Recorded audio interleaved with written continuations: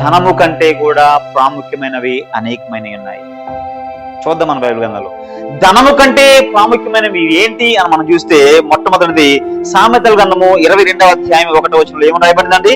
గొప్ప ఐశ్వర్యము కంటే మంచి పేరును, వెండి బంగారముల కంటే దయను కోరదగినవి.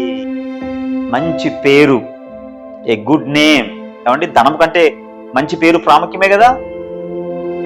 కాబట్టి ధనము సంపాదించుకోవాలి అనేటువంటి వారు దేనికోసం ప్రయత్నం చేయాలి? మంచి పేరు కోసం ప్రయత్నం చేయాలి. ఎందుకంటే ధనము కంటే కూడా మంచి పేరు ప్రాముఖ్యము అని వాక్యం మనకి సెలవిస్తా ఉంది.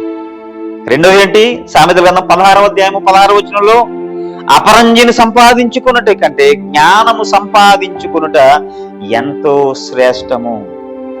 వెండిని సంపాదించుకున్నట కంటే తెలివిని సంపాదించుకునుట ఎంతో మేలు.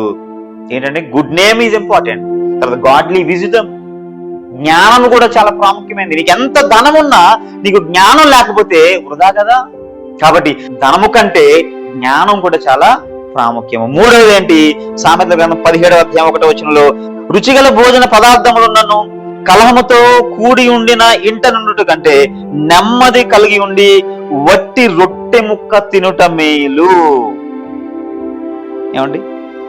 ప్రేమ సమాధానము కలిగిన గృహం మేలండి. ధనం కంటే కూడా ఏ మేలు?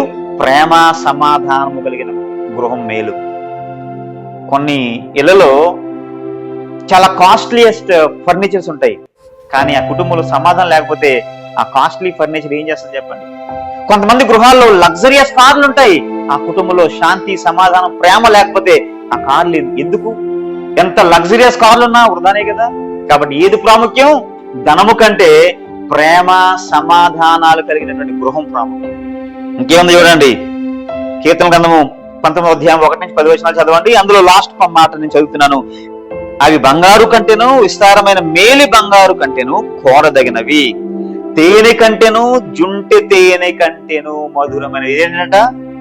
దేవుని వాక్యము. ధనము కన్నా కూడా వాక్యము చాలా ప్రాముఖ్యమైనది.